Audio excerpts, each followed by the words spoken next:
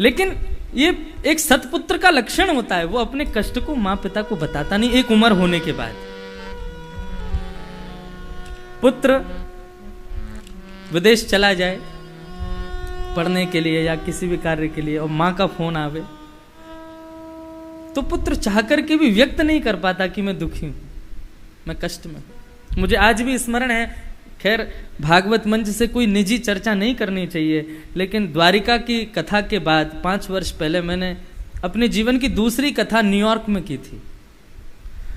America के New York में मैं था और पूज्य पिताजी महाराज उस समय कैलिफोर्निया की राजधानी सैक्रामेंटो में थे, करीब 5000 किलोमीटर दूर मुझसे। पहली बार मंच पर बैठा द्वारिका की कथा में, इतनी भीड़, इतना परिवार, सुबह माँ भोजन करा रही है, शाम को बहनें भोजन करा रही हैं, पूरे दिन पढ़ता था मैं, एक अलग एक अनुभूति थी। लेकिन जब अपनी दूसरी कथा करने के लिए अमेरिका गया, पिताजी चले गए कैलिफोर्निया, संगीत वाले कोई थे नहीं साथ में, और न्यूयॉर्क में मैं अकेला। आज भी मेरा नियम है, मैं कथा में जाने से पहले पूज्य पिताजी को मानसिक प्रणाम कर लेता हूं, लेकिन मैया को फोन करके ही प्रणाम करूंगा, क्योंकि कई बार पिताजी और मेरी कथाएं एक साथ आ जाती हैं, और वो भी कथा में, मैं भी कथा में, कैसे बात करूं? तो माँ को ही सब कुछ समझ के हम प्रणाम। अच्छा, एक बार राजेंद्र दास जी महाराज ने भी, मेरी उनकी एक साथ कथा हुई एक स्थान पे, तो उन्होंने कहा कि प्रवचन करते समय पिता आ जाएं तो एक बार को ठीक है, नहीं कर पाओ प्रणाम, लेकिन माँ यदि सामने है तो दंडवत प्रणाम करना। तो वहां न्यूयॉर्क की कथा में मैं अनुभव किया, बहुत दुखी था मैं, इतना कष्ट में था कि क्या बताऊं, क्योंकि दूसरी कथा और एक भी वहां पर अपना नहीं था। फोन करके सिसकता था, लेकिन मैं बताता नहीं था कि मैं दुखी हूं, बड़ा कष्ट है। तो ठीक आज भगवान की भी वही दशा, उद्धव से कह तो रहे कि पित्रोर्नो प्रीति माँ, वह माता पिता से कह देना कि मैं ठीक हूं, उनको मेरा प्रेम देना, लेकिन है नहीं। क्यों? मैया सवेरे सवेरे उठा करके ताते जलते मेरो मुख धोवे ताते जल, अचरन पहुंच न भावे, मैया कोई न मुख धोवे ताते जल, अचरन पोछ सिहावे। और उद्धव मैया को बताइयो, माखन रोटी नाम ना जाने, माखन रोटी नाम ना जाने। ठाकुर जी का ब्रेकफास्ट क्या था ब्रज में? मैया रात की बासी रोटी लेती, वही में मक्खन लगा के, मिश्री लगा के, और ऐसे ठाकुर जी को रोल पुंगी बना के देती, ले लाला खाते रहे, और अपने कामन करती रहती। ठाकुर जी मैया को पल्लू पकड़ के वही को खाते रहते, वही में तो मक्खन कभी वहां निकले तो ऐसे खाते, कभी ऐसे खाते। बोले उद्धव, यहाँ तो कोई जाने ही ना है माखन रोटी खाते कि माखन रोटी नाम ना जाने, माखन रोटी नाम ना जाने। और कनुआ कहे मोए कोई न बुलावे, मैया को सुनियो मैया से जा कहियो, तेरो लाला दुख पावे, मैया को सुनियो। और मैया कैसो प्रेम करती उद्धव मोते, दूध पिवाए बड़ो हित करती, मो दूध पिवावे में बड़ो आनंद आता मैया है, और मैं ना पीता हूं ना तो मुझे कहती दूध पिवाए बड़ो हित करती, चुटिया गूंथ सिहावे उधो। दूध पिवाए बड़ो हित करती, चुटिया गूंथ सिहावे। मैया लाला ने 1-2 बार दूध ना पियो, मैया का कहती लाला तो दूध का क्यों ना पीवे, मुझको अच्छो ना लगे। बोले लाला दूध ना पीवे को तो चोटी छोटी सी रह जाएगी तेरी, दूध पीवे तो चोटी बढ़े। तो मैया क्या करती, लाला अपनी चोटी पकड़ के दूध पीते कि याद बड़ी रह जाएगी। एक दिन मैया ते बोले मैया चोटी तो बड़ी हो बना है, बोले लाला मैया पकड़ेगी चोटी तब बड़ी होगी, तू दूध पी। तो मैं तो दूध में व्यस्त कर देती, मेरी चोटी की गूथ बनाती, मतलब क्या कहें उसको, चुटिया को वो बनाती जैसे यूँ करें जूड़ा। अरे माताएं बहनें अपनी चोटी गूंथती हैं ना, तो वो कह रहे हैं चुटिया बनानो ना के माते जूड़ा। ऐसो करुण प्रसंग चल रहा है भैया।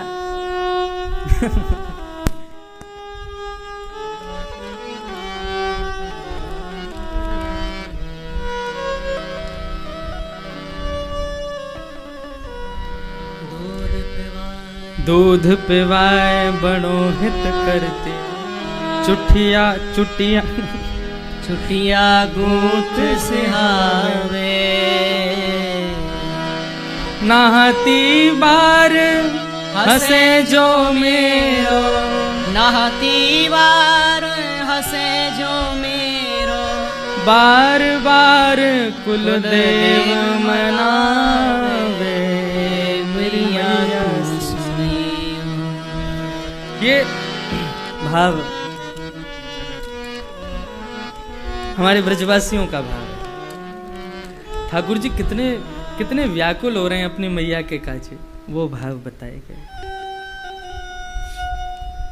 उद्धव से कहे, उद्धव तुम जाओ और जाकर के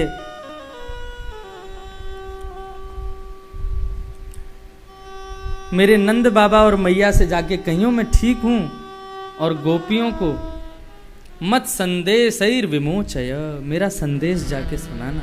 उद्धव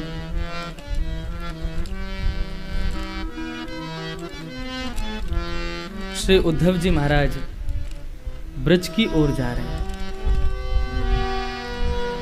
ब्रज जाने से पहले उद्धव ज्ञानवान है, और ज्ञान अधूरा है यदि भक्ति उसमें ना हो। ज्ञान में अहम होने का संदेह होता है। उद्धव जी मन में विचार करने लगे कि प्रभु मैं जाऊंगा अपने मेरे पास जो मेरी सुंदर वाणी है, जो मेरे गुरुजनों के द्वारा मुझे प्रदत्त है, उस वाणी से मैं ऐसे ऐसे भाव सुनाऊंगा कि समस्त ब्रजवासी आपको परब्रह्म मान करके आपकी पूजा करने लगेंगे, भूल जाएंगे कि आप उनके पुत्र हो, आप उनके सखा हो, आप उनके दैत्य हो, आप उनके मित्र हो। भगवान बोले अब तुम ये तो वहां जाके तुमको पता चलेगा कि तुम करोगे क्या। भगवान ने अपने मोर पंख निकाला, उद्धव के शीश पर धरा दिया। अब देखो ये क्रिया दैत्य के संग ही हो सकती है। भगवान ने अपना अर्जुन को कभी मोर पंख क्यों नहीं पहना है? उद्धव को ही पहना है। अपनी कारी कमरी ठाकुर जी ने उतार करके उद्धव को पहना दी। बोले आप ये क्यों कर रहे हैं? बोले इसके बिना जाओगे तो कहीं गोपियां तुमको कहीं बाहर कहीं समझ के कहीं भगा नहीं दें। ये देख करके कम से कम वो समझ तो जाएंगी ना कि तुम मेरे मित्र हो। उद्धव जी उसी रथ में बैठे हैं जिस रथ में अक्रूर जी ठाकुर जी को व्रज से लेके आए, और रथ में बैठ करके श्री उद्धव जी महाराज वृंदावन की ओर निकल पड़े। आज मैं सुबह भागवत में जब उद्धव जी ब्रज जाते हैं उस भाव को पढ़ रहा था, तो उस भाव को पढ़ के थोड़ा मन में भाव आया, ये कैसे हो सकता है? क्योंकि भगवान वहां पर कह रहे हैं मद वियोग आधिम, मेरे वियोग में गोपियां वहां पर बस वो जी रही हैं, वो उनके प्राण निकलने वाले हैं। और तो और भगवान ने और भी बहुत सारी चीजें बताई है कि प्राणान कथंचन, वहां पर पेड़ जो है वो सूख, उद्धव मेरी याद में ग्वाल बाल भोजन नहीं करते हैं। ऐसा ऐसा स्वरूप ठाकुर जी ने बताया उद्धव को। लेकिन अब उद्धव ब्रज की ओर जा रहे हैं तो उद्धव क्या देख रहे हैं? गायन्ति भिश्च कर्माणि सुवाणी बालकृष्णयो, स्वलंकृताभि गोपीभि गोपिश्च सुविराजितम्। ब्रज की स्थिति क्या है? सारे वृक्ष हरे भरे हैं, वृक्षों में खूब पुष्प हैं, खूब फल लगे हुए हैं, सारे गाय मानो अपने बछड़ों से खूब प्रेम कर रही हैं, सारे गोप ग्वाल सुंदर सुंदर वस्त्र पहन करके, गहने पहन करके आनंद कर रहे हैं, घरों से घर घर दही मथने की आवाज आ रही है। पूरे ब्रजमंडल का स्वरूप जैसा ठाकुर जी ने बताया वैसा तो है ही नहीं। ब्रज तो पूरा विपरीत दिख रहा है।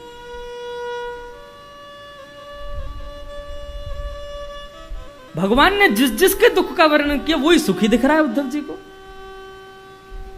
यही है प्रकट और अप्रकट वृंदावन।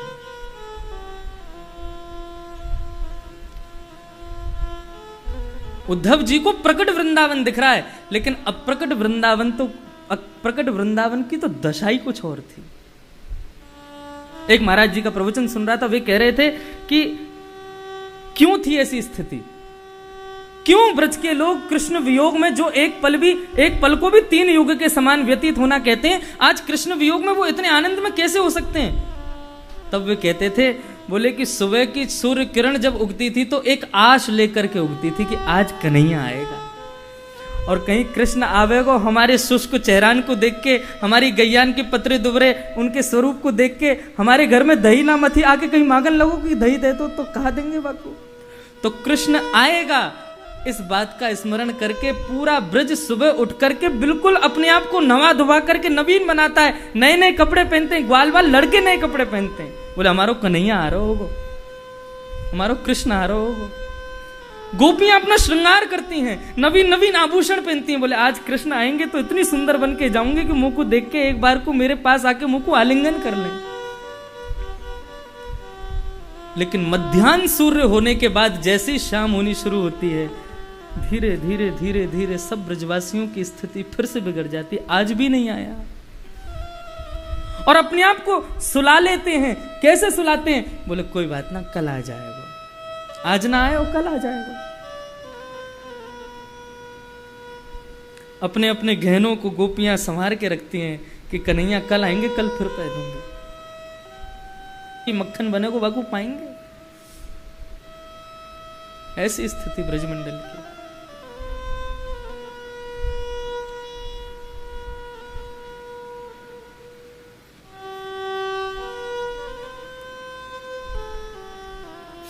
श्री उद्धव जी महाराज ब्रज पहुंचे।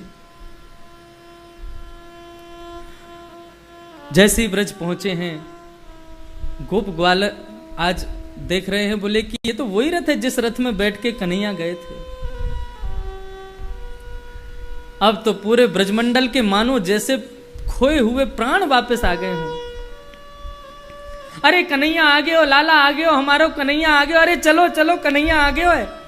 सब ब्रजवासी दौड़ने लगे। मधुमंगल एक वृक्ष के नीचे बैठ गए, बोले मैं नहीं जाऊंगा, परसों के कह के गए हो, परसों बाद आ रहे हो, मैं ना मिलूंगा, या तो रूठ गया हूं मैं। बाकी सब सखा बोले तू रूठ रहे, हम तो जा रहे हैं, लाला को जाके गोदी में उठाएंगे, बाकी संग खेलेंगे नाचेंगे, बाकी पद्दी पे बैठा के भीतर लाएंगे। सब ग्वाल वालों को दौड़ता देख मधुमंगल सोचने लगा कहीं मुझसे पहले जाके ये कन्हैया को हृदय से नहीं लगा लें। अरे भैया रूठ बाद में लूंगा, कन्हैया इतने वर्षों बाद आयो है, जाको वाके अपने हृदय से तो लगा लो। चारों तरफ से रथ को घेर लिया सब ब्रजवासियों ने, और टकटकी लगा करके देख रहे हैं अब हमारो कन्हैया उतरेगो या में ते।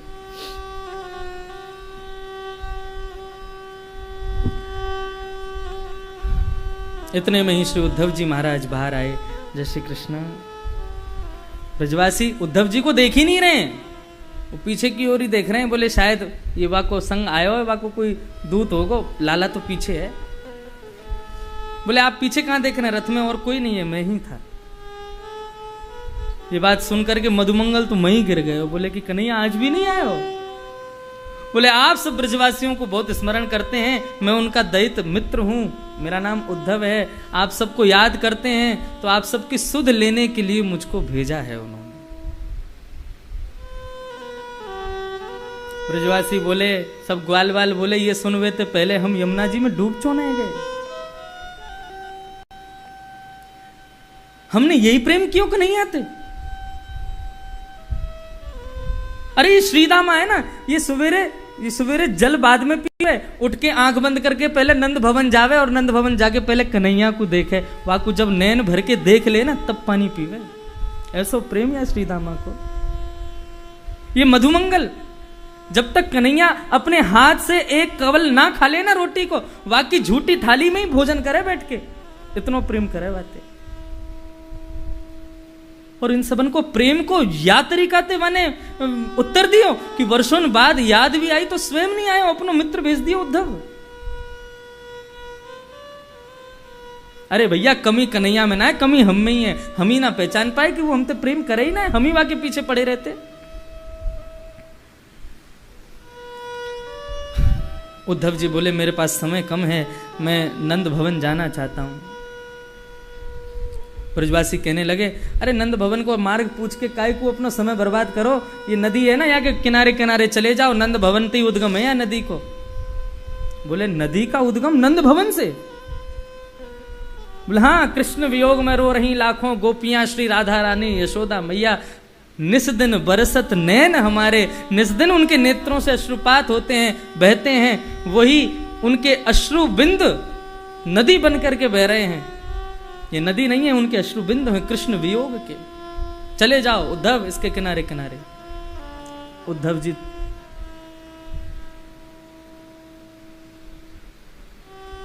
प्रेम की पराकाष्ठा में पहला चरण रखा उद्धव ने।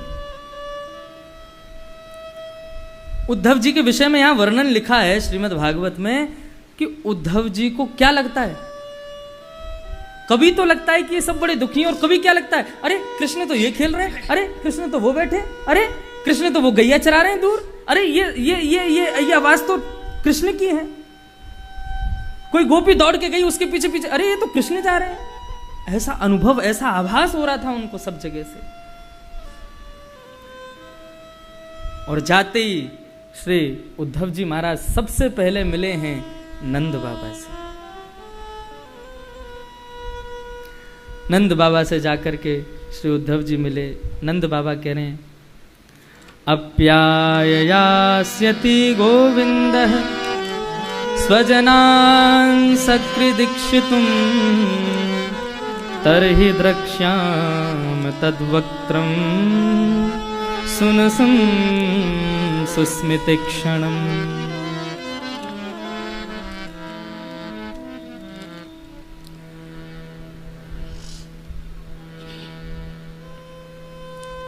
नंद बाबा के आज मैं जब ये पढ़ रहा था, आज तक मैंने उद्धव गोपी संवाद में गोपियों के विरह को सुना है, यशोदा जी के विरह को सुना है, लेकिन नंद बाबा को विरह, गोपियों के और यशोदा के विरह से बहुत ऊंचा विरह है श्री नंद बाबा का। एक एक बात सुनना नंद बाबा क्या कह रहे हैं। नंद बाबा कह रहे हैं, पहली बात तो यहां ये लिखी है कि नंद बाबा ने उद्धव जी का खूब अच्छे से स्वागत किया। भोजितम परमाने कश्यपौ सुखम, भोजन कराया, कन्हैया के बिस्तर पर सुलाया, और इतना ही नहीं, गतश्रमम पर्यप्रच्छत पाद संवाहनादि भी, पैर दबाए हैं उद्धव जी के नंद बाबा ने। बोले भैया हमारे लाला को सखा आया है, आज यहाँ के स्वागत में कोई कमी नहीं हो। पैर दबाए नंद बाबा ने। अब वो बात श्री उद्धव जी बोले अरे आप क्यों, लेकिन नंद बाबा ने पैर दबाए। और क्या कह रहे हैं, अप्याययास्ति गोविंद, कन्हैया ब्रज आएगा। अपने ये ग्वाल बाल पूरे दिन मेरे पीछे पड़े रहे हैं, बाबा कब आवेगो, बाबा कब आवेगो, तुम जाओ ना मथुरा जाके पूछे आओ कब आवेगो, कन्हैया आवेगो। और फिर जो बात कही है ना, तरहि द्रक्ष्याम तद वक्त्रम सुनसम सुस्मितीक्षणम। वक्त्रम कहते हैं मुखमंडल को। नंद बाबा कह रहे हैं कि मैंने 11 वर्ष 56 दिन में मुझको कभी ऐसा अवसर नहीं मिला कि मैं लाला को अपने सामने बैठा के वाके मुखमंडल को निहार सकता। मैंने कभी नैन भर के लाला को देखो ना, लेकिन अब बड़ी इच्छा होवे कि यदि वो अपने स्वजनन से मिलवे आवेगो तो मैं वाको देखूंगो, वाको स्वरूप, वाको जो सुंदर मुखमंडल है वाको अपने चित्त में बिठाऊंगा। अरे भैया मैं तो चाहूं कि मैं वाकू भूल जाऊं, अरे हमारा लाला है ही ना है, देवकी और वसुदेव को बेटा है वो, तो मैं तो चाहूं वाकू भूल जाऊं, लेकिन कहा करूं। स्मरताम कृष्ण वीर्याणि लीलापांग निरीक्षितम हसितम भाषितम चांग सर्वान् शिथिला क्रिया। मेरे सब काम रुके पड़े हैं। ये सब भाव बहुत सुंदर हैं, इनको बड़े भाव ध्यान से सुनना। श्री नंद बाबा कह रहे हैं मेरे सब काम रुके पड़े। बोले क्यों? बोले उद्धव मैं कोई काम करवे के काजे बैठूं ना तो बैठते ही मुकु प्रत्येक काम में वही देखने लगे, वाकी मुस्कुराहट दिखने लगे, वाकी मोती जैसे छोटे छोटे दांत, बातें कैसे मुकु बाबा बाबा कह के पुकार तो मुकु वो याद आवे। मैं एक दिन भोजन करवे बैठो, मेरी गोद में आके बैठ गए। ठाकुर जी सदैव 5 वर्ष तक कहाँ कैसे भोजन करते थे? नंद बाबा की गोदी में बैठते थे और नंद बाबा एक कवल स्वयं खाते, दूसरे कवल ठाकुर जी को खिलाते। बोले एक बार तो पता कहा की हो? बोले मेरी दाढ़ी के सबरे बाल कारे हते, लेकिन धीरे धीरे वृद्धपन मुंह में आ गयो, थोड़े थोड़े सफेद है गए। वादना यशोदा ने खीर बनाई तो मोते के बाबा ही कछु कारे कछु भोरे बार तुम्हारे बढ़िया ना लगे, इन्हें सवरे ने तुम सफेद ही कर लो, भोरे ही कर लो। तो क्या करे? बोले खीर उठा के मेरी पूरी दाढ़ी ते लगा दी। बोले अब सफेद है गए, अब ऐसे ही रहो। बोले मुँह को वो सब चीज याद आमे और उन सबन को स्मरण करके मैं अपने काम ना कर पाऊं। और अगली बात जो कही है ये सुनकर के तो सच में मेरे रोए खड़े हो गए। बोले मैं चाहता हूं कि मैं भूल जाऊं उसको, लेकिन इन ब्रजवासियों ने वाके चरण चिन्हन की नाकाबंदी कर रखी है। मैं जहां जाऊं वो वाके चरण दिख जाए और वाके चरण देख के मुझको फिर से वाकी याद आ जाए। वाके छोटे छोटे छोटे छोटे चरणार बिंद पूरे ब्रज में अंकित हैं। ये मधुमंगल श्रीधामा वाके चरणन को लपेट करके सोमे कि कोई चढ़ नहीं जाए उन पे। मन्ये कृष्णं च रामं च सरिच्छैल वनोद्देशान् मुकुन्द पदभूषितान् आक्रीडा निक्षमाणानां मनो याति तदात्मतम्। कहीं चलो जाऊं, वन में चले जाएंगे तो वहां भी वाके चरण चिन्ह दिखाई दे जाएं। यमुना किनारे चले जाओ वहां पे भी वाके चरण चिन्ह है। सब जगह वाके चरण चिन्ह। इन ब्रजवासी ने वाके चरण चिन्ह के चारों ओर कांटे लगा रखे हैं कि भैया इन पे कोई चढ़ेगो नहीं, ये चरण चिन्ह अंकित रहेंगे। अब जब जब मेरे सामने वो चरण चिन्ह नामे मुंह तब तब लाला की याद आ जाए। मैं कहा करूं उद्धव, तू ही बता।